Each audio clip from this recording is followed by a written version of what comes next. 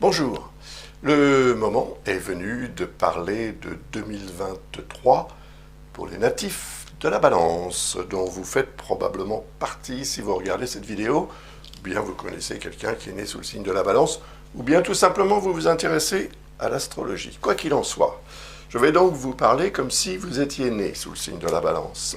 Ce sera plus facile pour moi et pour les personnes qui sont effectivement nées sous le signe de la Balance.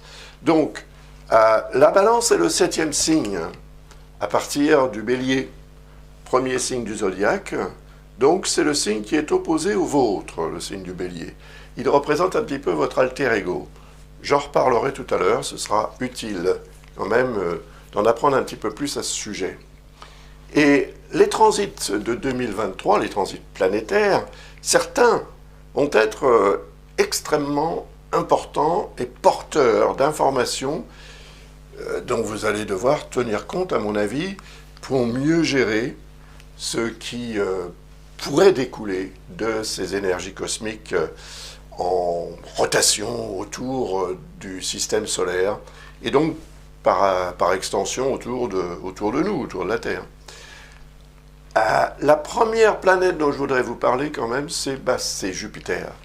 Parce que, en ce moment, nous sommes aujourd'hui le 24 août 2022, donc je fais toujours ces vidéos en avance, et Jupiter est en Bélier. Il est en mode rétrograde, comme on dit, ça dure depuis le 28 juillet. Ça va durer jusqu'en novembre.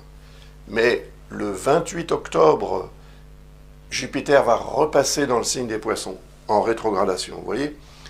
Il a déjà fait une incursion en Bélier en 2022. Si vous voulez en savoir plus à propos de cette incursion, regardez la vidéo que j'ai faite l'année dernière à propos de 2022 pour votre signe, et vous pourrez constater à quel point Jupiter a pu être effectivement à l'origine d'une évolution considérable de votre situation, je dirais, peut-être sur le plan relationnel. En tous les cas, ce secteur du thème représente aussi tout ce qui a trait aux contrats et aux associations, partenariats, collaborations, etc. C'est le 7e signe à partir du vôtre. Donc, on va dire que la Balance, c'est le premier, c'est le signe de référence, puisqu'on part de la Balance pour faire le tour du zodiaque. Et là, on a le Scorpion qui est le 2e signe, Sagittaire le 3e, 4e pour Saturne, 5e pour le Verseau et 6e pour Poisson, 8e Taureau, 9e Gémeaux, 10e, 11e, 12e, et voilà, c'est fait. On a fait le tour du zodiaque. Jupiter, dans ce secteur, n'est pas tout seul. Il y a également Chiron. Donc Jupiter, Chiron. Chiron est en Bélier depuis 2018. Donc j'en ai parlé évidemment l'année dernière, l'année d'avant, etc. J'en parle depuis 2017 puisqu'il s'y était introduit en 2018. C'est un transit important parce qu'il représente aussi ce que vous devez prendre en considération de façon sérieuse, voire même analyser la situation pour en tirer quelque chose de concret. Ça, c'est ce que permet Chiron. C'est un petit peu le médecin, Chiron, le médecin intérieur, le médecin de la vie. Alors ça peut être le médecin en tant que tel, si vous êtes malade, ou si, par exemple, étant donné qu'on est dans le 7e signe, on est dans la 7e maison, par analogie. La 7e maison astrologique représente l'autre. Qui est cet autre? Souvent c'est le partenaire, le conjoint ou la conjointe. Donc c'est toujours quelqu'un qui est proche et avec qui on est proche pour différentes raisons. Ça peut être personnel, ça peut être professionnel, ça peut être social. C'est pour ça qu'aussi la maison 7 représente les notions de contrat. Donc, il est possible que vous vous soyez engagé dans un processus de réalisation d'un projet ou d'une relation. Pour l'officialiser, Jupiter représente tout ce qui revêt un caractère officiel, administratif, juridique ou légal. Et donc Jupiter va intervenir de nouveau en 2023. En fait, il va intervenir à partir du 20 décembre 2022, quand il va se réintégrer ou réintroduire le signe du Bélier. Et ça va durer jusqu'au 16 mai. Notez bien ces dates, ça peut vous être utile. Vous verrez pourquoi dans un instant. Donc 20 décembre, on a dit 2022 évidemment, et Jupiter donc va séjourner là un peu plus de 5 mois dans ce signe du Bélier. C'est son deuxième passage, bien que le premier passage ait été plutôt, on va dire, timide, bien qu'il ait duré quand même assez longtemps, près de 6 mois, Jupiter n'a pas progressé beaucoup dans le signe du Bélier. Il est arrivé à peu près à 8 degrés et il s'est mis à rétrograder et repartir en arrière. Évidemment, c'est un phénomène, une aberration d'optique, comme on dit, hein. Jupiter ne repart pas en arrière. Mais de notre point de vue sur Terre, on a l'impression que la planète repart en arrière. C'est lié aux différences de vitesse autour des orbites de chaque planète, hein. Voilà, donc Jupiter repassant dans le signe du Bélier peut vous permettre à ce moment-là, à partir du 20 décembre, de officialiser quelque chose que vous auriez démarré ou dans lequel vous vous seriez engagé officiellement en 2022, entre le mois de mai et la fin du mois d'octobre. Donc on n'y est pas encore.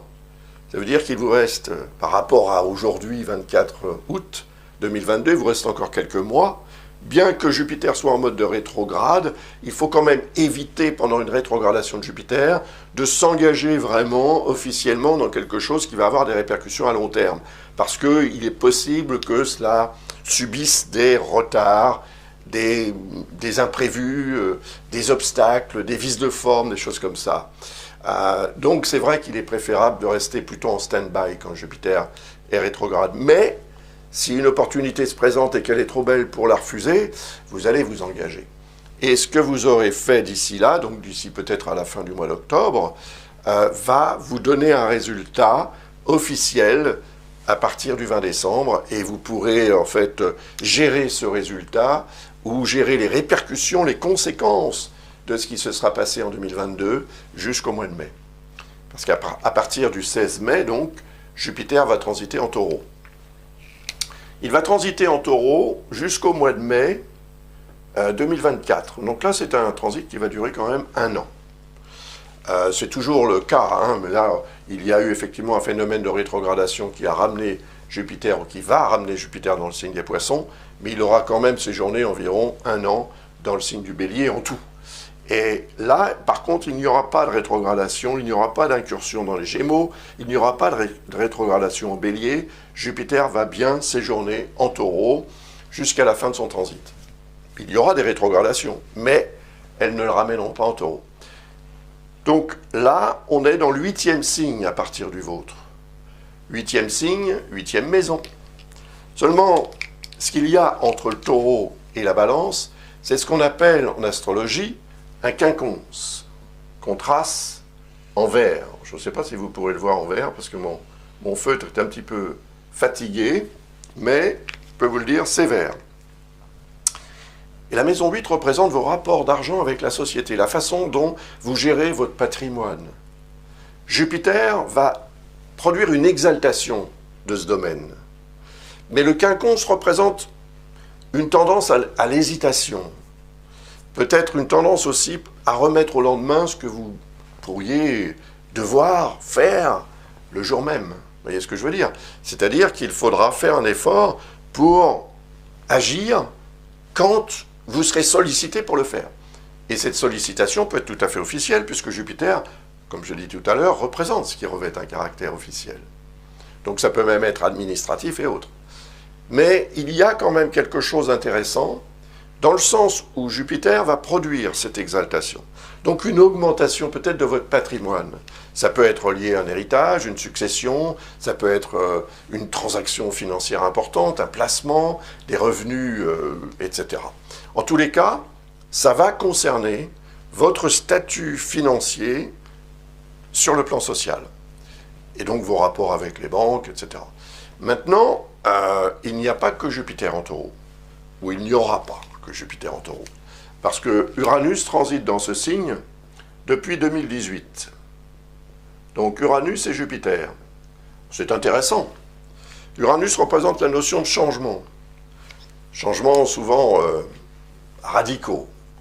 Donc des changements radicaux qui ne peuvent pas revenir à ce que c'était avant le changement. Donc ça veut dire que ce qui s'est passé depuis 2018, et ça peut concerner effectivement votre vie sur le plan financier, votre statut, ce que vous représentez socialement en fait sur le plan financier, c'est représenté par la maison 8. La maison 8 représente aussi les rapports d'argent avec les autres autour de vous.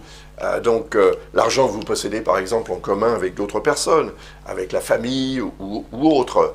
C'est aussi la sexualité d'ailleurs. C'est le secteur qui représente aussi la mort.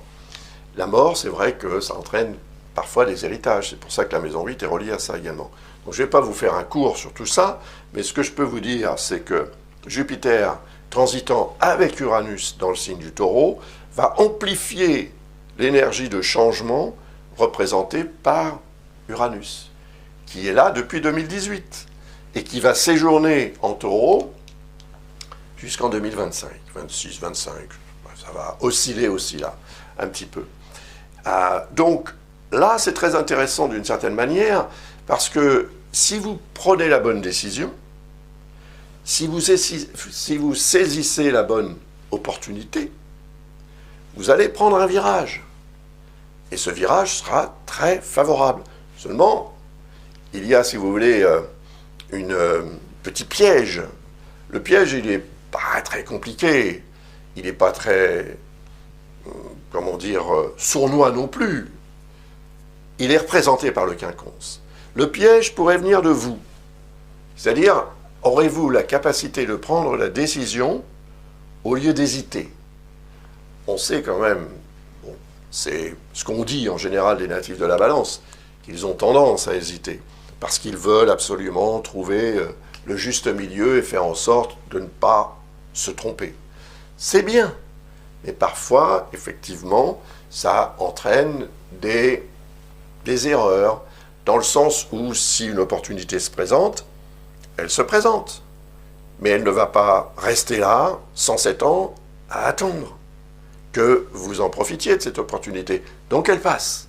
Et elle va voir quelqu'un d'autre qui va être peut-être un petit peu plus spontané pour en profiter. C'est ça, en fait, le piège que le quinconce représente. La tendance à vous dire peut-être, c'est bien, ouais, c'est formidable, je vais réfléchir encore un peu, on verra demain.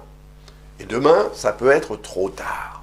Donc, il faudra vraiment faire un effort pour agir au meilleur moment, pour éviter des déceptions, tout simplement. Ça ne veut pas dire que ça produira un drame, évidemment, mais vous pourriez effectivement louper une opportunité, une très belle opportunité, parce que je dois aussi souligner quelque chose, c'est que ce double transit Jupiter-Uranus en Taureau ne se reproduira jamais de votre vivant.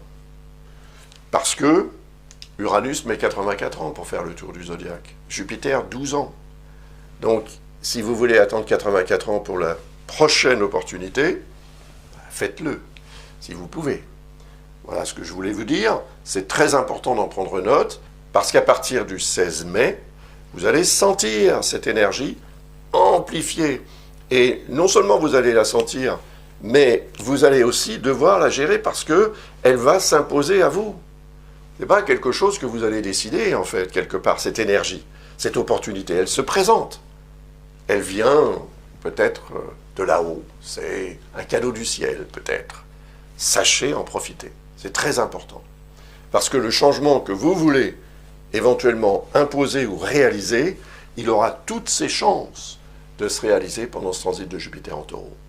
Et vous aurez un an pour vous préparer, vous adapter, organiser tout ce qu'il y aura à organiser. Voilà, donc profitez-en. Ensuite, je voudrais vous parler d'une autre planète, c'est Neptune. Donc Neptune est en Poisson. J'en ai parlé l'année dernière, l'année d'avant, etc. J'en parle en fait depuis 2011, puisqu'en 2012, Neptune s'est introduit dans le signe des Poissons pour la première fois depuis 165 ans. Une planète très lente. Le transit va durer jusqu'en 2025-26. Et en fait, depuis que Neptune est dans ce secteur, il agit sur la maison 6 dans votre thème. ou le 6e signe à partir du vôtre, qui est en analogie avec la maison 6 astrologique. C'est l'univers du travail, et de la santé aussi, la maison 6. C'est aussi les responsabilités qu'on doit assumer au quotidien. C'est ce qu'on fait dans la journée, de ces journées, ce qu'on doit faire, hein, c'est les tâches du quotidien, disons. Donc, Neptune, qui transite son signe, est très fort dans ce secteur. Seulement, le signe des poissons, tout comme le signe du taureau, est au quinconce du vôtre. Voyez, encore une ligne verte. Et ce quinconce rappelle ce que je vous ai expliqué tout à l'heure, à propos de la tendance naturelle qu'on a tous, plus ou moins, à certains moments, il faut bien le reconnaître, à attendre plutôt que d'agir immédiatement. On doit se lever pour faire quelque chose, on dit « Ah, je suis en train de lire mon journal, regarder la télé, je le ferai tout à l'heure. » Et tout à l'heure, ça peut être trop tard, la casserole peut avoir débordé, ça peut avoir mis le feu à la maison. C'est une image, évidemment. Mais ça veut dire qu'il faut, pendant qu'il y a ce genre de configuration, et là c'est quand même une configuration qui dure depuis 14 ans, qui aura duré 14 ans quand elle va se terminer. Celle d'Uranus, elle va durer 7 ans quand elle va se terminer. Voyez ? Donc ce sont quand même des énergies qui agissent en toile de fond et qui peuvent créer une sorte de nébulosité, voire de confusion et par extension d'incertitude dans le domaine représenté par ce signe par rapport à votre signe astrologique, Balance, 6e signe, 6e maison. Donc c'est dans le secteur du travail, de la santé et du quotidien que voilà, cette nébulosité s'est imposée. Mais en même temps, Neptune représente l'idéal qu'on souhaite atteindre dans la vie. On ne peut pas nécessairement toujours réaliser cet idéal, mais si on a l'occasion de pouvoir le faire, si on a l'opportunité de pouvoir le faire, pourquoi s'en priver ? Il y a une planète qui peut vous aider à ce sujet. Car Neptune, par lui-même, ne représente pas la capacité d'agir, je veux dire, rationnellement, pour réaliser le rêve. Neptune, c'est le rêve. Et vous savez qu'un rêve, quand vous rêvez la nuit, vous avez l'impression que c'est vraiment réel, et quand vous vous réveillez, vous prenez conscience que ça n'était qu'un rêve. C'est ça, Neptune. Et en même temps, quand on est en situation d'éveil, on rêve aussi. Ça veut dire qu'on espère, on veut croire que, et on a une sorte d'idéal que l'on souhaiterait atteindre. Si je vous posais cette question, quel serait l'idéal que vous souhaiteriez atteindre sur le plan professionnel en particulier, ou sur le plan santé, pourquoi pas, ou même sur le plan de votre quotidien, quel serait-il ? La question à laquelle vous allez répondre, peu importe la réponse, elle est motivée par Neptune. Et donc, comme Neptune représente ce signe, il est très fort dans ce secteur, il est en position de force, il est chez lui. Seulement, il n'est quand même pas suffisamment concrètement fort pour que vous puissiez réaliser cet idéal qui est représenté par cette planète. C'est Saturne qui va vous permettre peut-être cela. Saturne va intégrer le signe des Poissons le 7 mars 2023. Et à partir de ce moment-là, il va y séjourner pendant 2 ans et demi. L'entrée de Saturne en Poissons va se faire pour la première fois depuis presque 30 ans, 29 ans et demi. C'est le temps que met Saturne pour faire le tour du zodiaque. Pour l'instant, à l'heure où je vous parle, il est quoi ? Il est 16h et quelques ici, le 24 août, eh bien, Saturne est en Verseau. Et le signe du Verseau est en harmonie avec le vôtre. Il y a ce qu'on appelle, entre le Verseau et la Balance, un trigone. Vous voyez, on le trace en bleu, comme ça. C'est un aspect très bénéfique, favorable. Mais Saturne représente le travail à faire, les efforts à fournir. Et il est fort probable que pendant ce séjour de Saturne en Verseau, qui aura duré 2 ans et demi, donc automatiquement, vous vous soyez senti particulièrement investi d'une responsabilité à assumer, à gérer, donc un travail à faire. C'est créatif. C'est créatif parce que c'est le 5e signe à partir du vôtre. Ça peut être aussi relié à votre vie sentimentale. Et ça va être relié aussi à ce que vous aimez. Ce ou ceux que vous aimez. Il y a une question d'amour, il y a une question de créativité, et comme le signe du Verseau, c'est le signe de la communication et des rapports humains en général, c'est le signe qui représente la société, qui représente les autres, qui représente en fait l'environnement social auquel vous appartenez et l'environnement social pour lequel vous avez peut-être œuvré pendant la période de transit de Saturne en Verseau. Donc quand il va intégrer le 6e signe à partir du vôtre, il intègre symboliquement la 6e maison. Il entre dans le secteur du travail. Donc ça veut dire qu'il va aussi imposer une certaine rigueur sur le plan professionnel.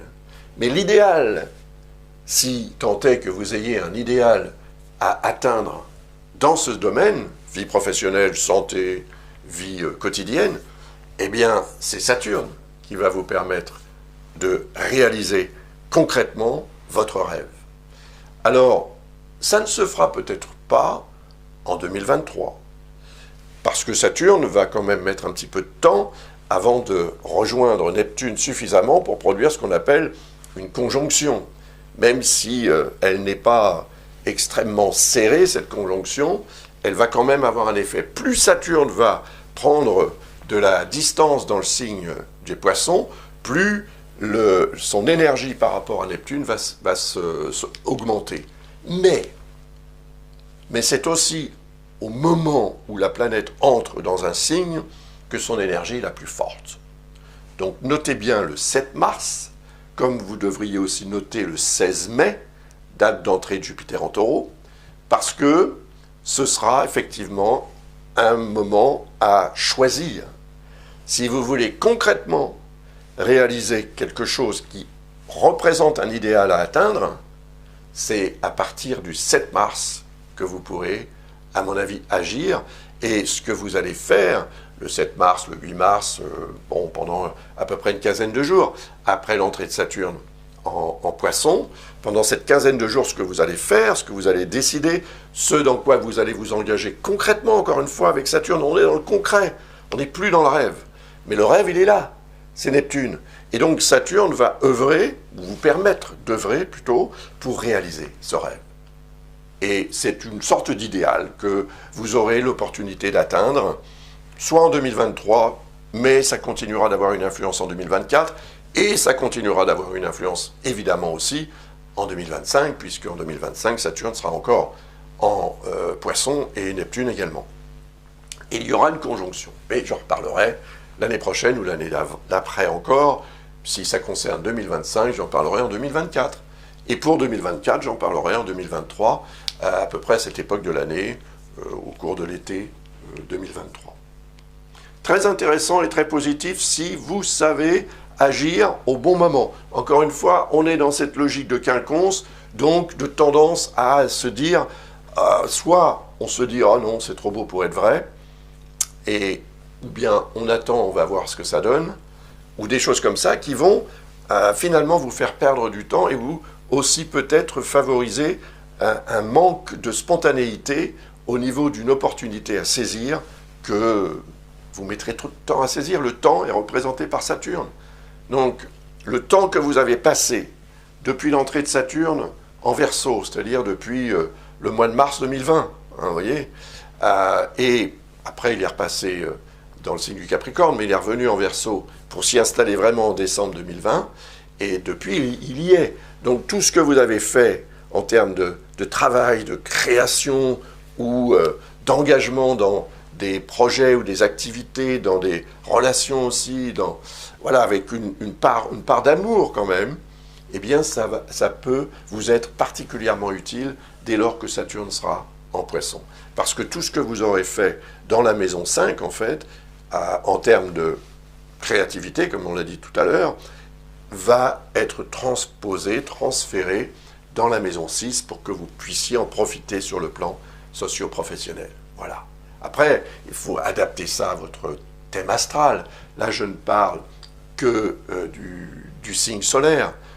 Il y a d'autres choses dans un thème astral. Mais c'est sûr que si vous êtes né sous le signe de la Balance, c'est parce que vous avez le soleil en Balance. hein. Et le Soleil, c'est quand même l'énergie principale. Tout tourne autour du Soleil. C'est pour ça qu'on appelle le système solaire notre système planétaire. Donc tout ce qui touche le Soleil va avoir une influence dans tous les domaines de la vie, en fait, en fonction évidemment des placements des différentes planètes, comme je vous l'explique maintenant. Il y a une autre planète dont je voudrais vous parler. Elle est intéressante, elle va l'être d'autant plus à partir également de 2023. C'est Pluton. Pluton est actuellement encore au Capricorne. Pluton est la planète la plus lente du système solaire, il faut bien le dire, 248 ans pour faire le tour. Pas pressée, la planète. Donc, elle est en Capricorne, cette planète, depuis 2008.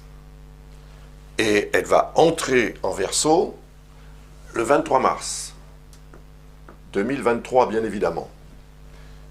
Par contre, le transit ne va pas durer très longtemps parce que Pluton va subir ce qu'on appelle, comme je vous l'expliquais tout à l'heure, un phénomène de rétrogradation apparente qui va le ramener de notre point de vue sur Terre dans l'axe du Capricorne. Et ça va se faire le 11 juin. Donc le 11 juin, il repart en Capricorne.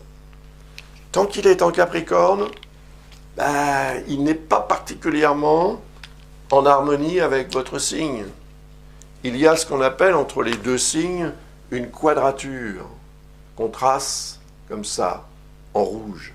Vous voyez, c'est une dissonance.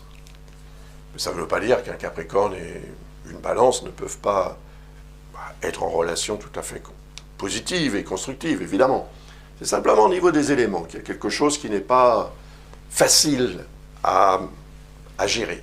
La terre et l'air, tout simplement, hein. La terre et l'air, si vous les mélangez, vous obtenez que de la terre, parce que l'air est invisible, et partout, à la fois. Donc, Pluton en Capricorne a mis la pression sur la maison 4, qui représente, d'après votre signe, c'est le 4e signe, le signe du Capricorne, donc il est en analogie avec la maison 4. C'est la famille, le foyer, la résidence. C'est dans ces domaines-là que depuis 2008, il y a un phénomène de transformation profonde qui entraîne en fait une régénération. Donc, mourir pour renaître. Peut-être mourir par rapport à un endroit, s'il s'agit de la résidence, pour renaître à un autre endroit. Voilà, c'est la régénération du lieu de résidence. Ça peut être aussi relié évidemment à des événements familiaux, comme le décès d'un proche, ou des choses comme ça. C'est un transit qui aura duré plus de 15 ans. Donc c'est vrai que pendant ces 15 ans, il peut se passer beaucoup de choses. C'est surtout le moment de l'entrée d'un astre comme celui-ci dans le signe qui va avoir un effet très puissant. Et ensuite, il y aura des événements qui seront déclenchés par des transits plus rapides, qui vont rejoindre Pluton ou qui vont se mettre comme ça en accord ou en dissonance avec Pluton. Donc je ne vais pas vous faire le détail parce que ça prendrait beaucoup trop de temps, mais à partir du moment où Pluton va transiter en Verseau, en fait, vous voyez, j'ai tracé une ligne bleue là tout à l'heure, en vous parlant de Saturne, eh bien Pluton sera en harmonie avec votre signe. Et c'est un phénomène qui va durer 20 ans. Donc pendant 20 ans, Pluton sera de votre côté pour vous permettre une meilleure capacité de régénération. Vous tombez, vous vous relevez très rapidement. Vous êtes malade, vous retrouvez la santé très rapidement. Des choses comme ça qui peuvent être très intéressantes aussi parce que Pluton représente la détermination, l'endurance et puis tout ce qui vous permet finalement de trouver la force intérieure au fond de vous pour réussir, pour résister. C'est la résilience aussi, Pluton. Donc c'est un astre qui représente votre capacité à surmonter les obstacles, quoi qu'il arrive. Voyez, à mourir pour renaître si nécessaire. Donc à passer d'un stade à un autre stade, tout en restant vous-même. C'est ça que Pluton peut vous amener. Et comme il va transiter votre maison 5, qui est le secteur dont je vous parlais tout à l'heure, la créativité, l'amour, les relations avec les personnes que vous aimez, avec ceux qui vous est cher aussi dans la vie. La maison 5 représente les joies du quotidien. Donc, tout ce qui correspond en fait aux activités qu'on peut faire, les activités ludiques, les activités de vacances, tout ce qui peut apporter en fait du plaisir, de la joie dans la vie est représenté par la maison 5. C'est les enfants aussi, etc. Donc, le fait que Pluton transite votre maison 5 pendant 20 ans, ça va quand même vous permettre d'aller très au fond des choses en termes de créativité, par exemple. Création, procréation, régénération, transformation, il va se passer plein de choses. Vous allez être vraiment dynamisé par cette énergie plutonienne qui en elle-même ne représente pas le dynamisme, mais qui représente, si vous voulez, une force tranquille. C'est l'énergie qui vous permet de rester debout malgré que les événements ou les éléments, les situations ont tendance à vous mettre par terre. Là, c'est la résistance. Et c'est la capacité à rester, en fait, focalisé sur ce que vous voulez obtenir pour réaliser votre but, pour atteindre votre but. Alors, c'est vrai que Pluton va repartir en arrière, mais ces 3 mois ou un peu moins, du 23 mars au 11 juin, seront très utiles. Vous allez sentir la différence. Il y aura, à mon avis, des opportunités, encore une fois, qui vont se présenter. Et là, je pense que, vu le genre de configuration avec votre signe, vous allez être au rendez-vous. Vous serez au rendez-vous et vous n'hésiterez pas. Pluton représente ce que vous allez, en fait, comprendre profondément pour pouvoir obtenir le meilleur de ce que vous êtes et de ce que vous pouvez en tirer de ce que vous êtes.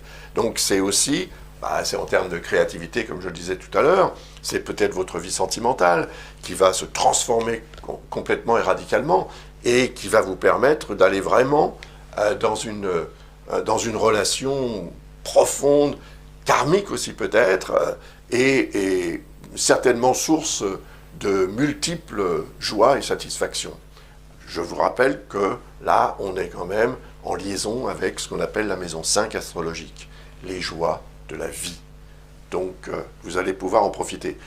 Pluton va repasser en Capricorne, et donc il va revenir un petit peu en état de perturbateur latent dans le secteur famille, foyer, résidence, mais il va revenir encore en Verseau au mois de janvier 2024, et ensuite il repassera encore en Capricorne.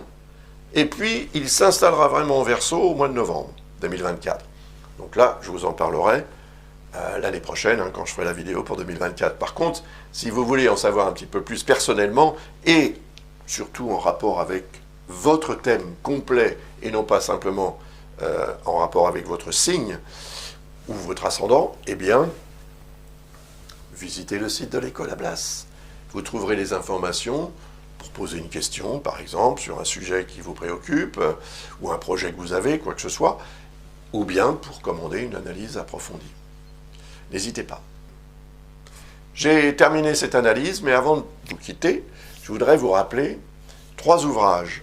Le premier, si vous êtes intéressé par l'astrologie et si vous souhaitez apprendre comment établir un thème astral et comment l'analyser surtout, sous tous ces angles, donc c'est assez complet quand même. C'est un gros pavé, comme on dit, il y a 750 pages. Et si vous achetez ce livre, vous aurez droit à 16 vidéos gratuites de soutien, de support, en fait, à la lecture de ce livre, pour vous aider à apprendre plus rapidement. Donc il suffit de m'envoyer la preuve d'achat de cet ouvrage que vous trouverez sur Amazon. Amazon, c'est mon éditeur et mon distributeur. Donc ne me demandez pas où vous pouvez acheter ce livre en dehors d'Amazon, parce que même si vous le trouvez en dehors d'Amazon, vous l'achèterez de toute façon à Amazon. Donc si vous êtes contre Amazon, parce qu'il y a beaucoup de gens qui sont contre Amazon, eh bien, n'achetez pas ce livre, tout simplement. Mais sachez quand même qu'Amazon, quelque part, c'est mon bienfaiteur, parce qu'ils m'ont permis de publier mes ouvrages sans discuter et de façon très généreuse. Donc, voilà, chacun son point de vue en fonction de ses intérêts personnels, on va dire. Ensuite, il y a le livre sur les transits planétaires. Donc, si vous avez quelques connaissances en astrologie, déjà, vous pouvez vous pencher sur le prévisionnel. faire de la prévision, c'est ce que je viens de faire ici, grâce au transit autour du zodiaque. Donc ce livre vous donne droit par contre, non pas à des vidéos, mais à une question que vous poserez et pour laquelle vous recevrez une réponse gratuitement. Alors, vous trouverez aussi les informations sur le site de l'École Ablas, n'hésitez pas. Et le troisième ouvrage, c'est là sur l'astrologie karmique. Si le karma vous intéresse, les vies antérieures et leurs répercussions dans la vie actuelle, ce livre peut vous en apprendre beaucoup et vous permettre de comprendre aussi le pourquoi du comment de certaines, finalement, situations, de certains rapports que vous pouvez avoir avec la vie en général et avec les personnes autour de vous aussi. Et même chose, si vous achetez ce livre, vous aurez droit à une réponse gratuite à une question que vous nous poserez, tout simplement, à partir du site de l'École Ablas. Maintenant, ces ouvrages sont également en vente, évidemment, sur le site d'Amazon, et il suffira de m'envoyer les preuves d'achat pour que vous ayez accès à cette promotion qui va durer jusqu'à ce que j'arrête, mais c'est pas demain la veille, comme on dit. Voilà, je vous remercie beaucoup, et avec pas mal d'avance quand même, puisque je vous rappelle que nous sommes aujourd'hui le 24 août 2022. Je vous souhaite une très belle année 2023, je pense qu'elle peut l'être, vraiment. Il faut y croire. À bientôt. Au revoir.